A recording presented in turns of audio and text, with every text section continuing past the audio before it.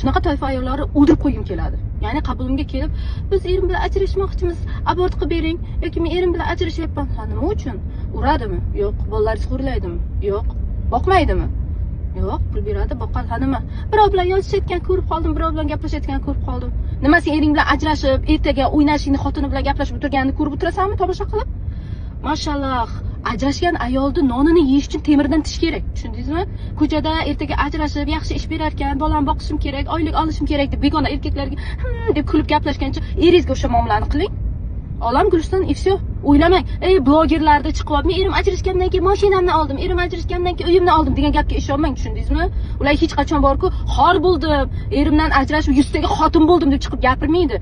Eriga ham qasd qilib, boshqa qilib o'zlaricha borku, he deb chiqib hammani aldab, o'zini ham aldab yashayveradi. Yoki ana yerda ajrashib olib, bitta erkakdan deb pul olayotganini ko'rib havas qilmang, tushundingizmi? Unaqa ayol bo'lish uchun borku, matonati tosh bo'lishingiz kerak, tushundingizmi?